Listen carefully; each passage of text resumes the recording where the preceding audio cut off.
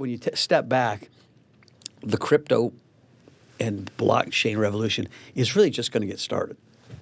Yeah, I think that makes sense. I mean, if you look at we joke that, Bitcoin, I was getting questions like a couple weeks ago during this, we've been in this range since the election, or sort of since the December time period, and journalist was asking like, why is Bitcoin crashing to 98K? And I was like, just like, I'll answer that question, but like, just think about what you just said, just like say it a couple times to yourself.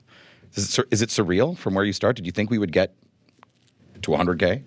I was really focused on getting to 1,000, and that's what I saw. I actually said it in the FT in October of 2013. There's an article. It's the only time I was on the cover of the FT. Fortress's Novogratz says Bitcoin is a great investment, and yeah, I can flash that when people call me a shitcoiner. I can flash my article. And it got to 1,000. Chinese were buying, and I remember really wanting to sell because I could buy a jet, and I've never had a jet. And our third partner was like, "You're crazy. You can't sell this." And we didn't buy it to make 10x our money. We bought it because it's going to be, much higher. One day you'll build a library. Forget a jet.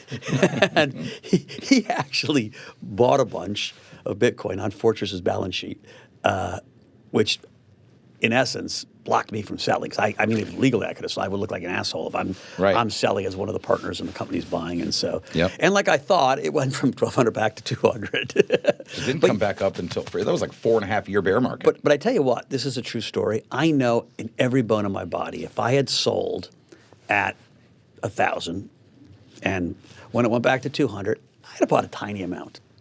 Once you start the process of selling, it's easy to keep selling. And so I'm not saying you shouldn't sell any. I wish I had all my Bitcoin I started with. I don't. That jet's very expensive. Yeah. Look back on it. I don't regret it. But it's really interesting how hard it is to hold these things. And so what's unique about crypto is we're finance guys.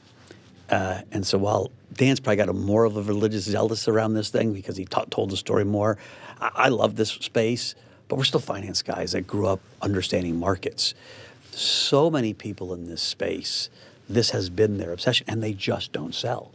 We have clients or know of people that have giant piles of Bitcoin, and it's almost irrational that they don't diversify, and they are not parting with their coins.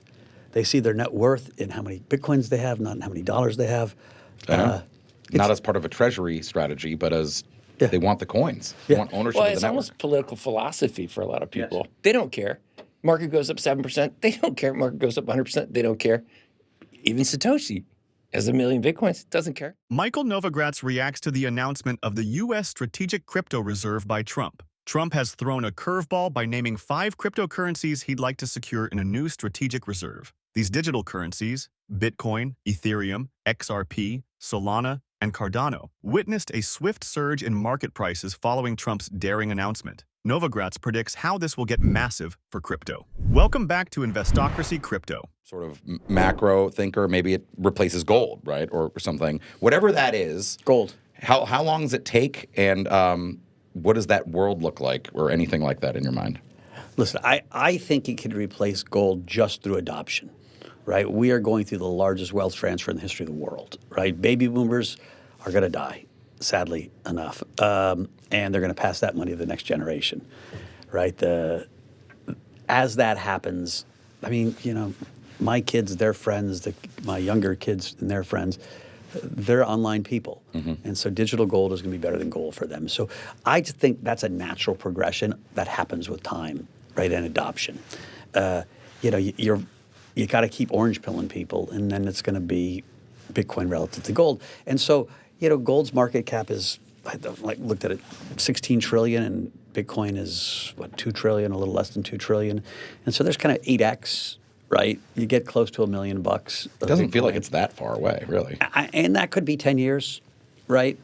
I pray it doesn't happen in some ways faster, because if you would see a hyper acceleration of Bitcoin, you would only see it because you would see a hyper devaluation of the dollar. And when you see what happens to countries whose currencies become toilet paper, right? Civil society breaks, rule of law breaks. I mean, you can just point to Venezuela or, recently, or Zimbabwe, or what's happened in like even Turkey, Nigeria. You really don't want to live in a country whose currency is plunging. I have a $1 trillion bill from Zaire on my desk, right? So that can happen. And I don't think we will use Bitcoin to buy our Coca-Cola or fancy T-shirts, sneakers, or nice black dress shirt you got there. Thank you. I don't. I think we use stable coins, but again, we're in a really weird political populist on the left, populist on the right, and so we'll see. I'm praying for Scott Bessent. The sudden price spikes were no laughing matter. XRP, Solana, and Cardano experienced dramatic increases of up to 62%, while Bitcoin and Ethereum followed closely with rises over 10% each. These jumps indicate investor optimism that Trump's backing could legitimize and bolster these cryptocurrencies' positions in the market. The same journey that every crypto person takes. They start with Bitcoin, they understand it, and then they move into Ethereum, and they start figuring out what stable coins are, and now meme coins. They look into the space. It's just going down the rabbit hole was the original expression. Institutions and governments are going to do. And right now I said that there are $2 trillion of cash bills, a lot of those in hundreds stored in pillowcases, and countries where the stewardship of the government is so bad that the citizens are worried that their hard-earned labor is going to evaporate. And so they've traditionally kept it in $100 bills. As that switches to stable coins or Bitcoin, but let's just talk stable coins, great. As that switches to stable coins that pay interest, which are happening overseas already, better. And so it's not just a kind of an intellectual game. It's a life-changing thing for people to be able to, in the Gambia or Zambia or Venezuela, take their hard-earned labor, convert it into a dollar or a Bitcoin, get paid interest on it, stake it if it's Ethereum, and actually have financial inclusion on your phone. Yeah. And even in places like the U.S., where our payment systems work pretty well, so I think we're going to see less payment adoption here because, Apple Pay is pretty freaking good. We still have a ton underbanked. And, if we start cracking that door open, like the efficiency gains, are gonna start accruing to people that traditionally get screwed. Right, there are $8 billion a year in banking overdraft charges. All of that goes to poor people.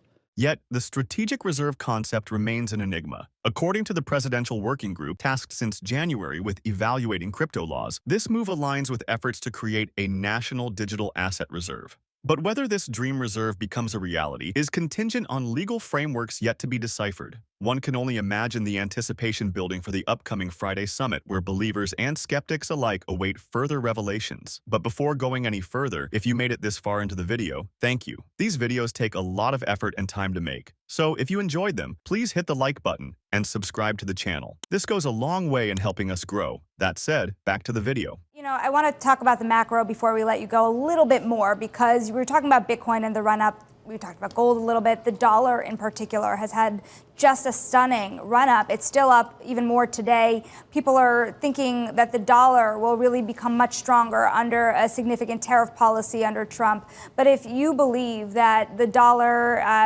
doesn't have as much value in the future, how do you think about this trade? Listen, there's that expression, the tallest pygmy. Again, you look up north, I bought dollar Canada in the last few days. The U.S. economy is winning relative to Canada, relative to Europe, relative to China. And so I think the dollar is going to be strong, certainly through the end of the year and maybe further with this Trump victory. Normally you go with the breaks after an election, and the markets are telling you the dollar is going to be strong. And quite frankly, our economy is strong, right? We have a very strong economy. I think one of the things that was kind of crazy is Biden and Harris, They never really articulated how strong the economy was, right? 65% of America thinks we're in a recession.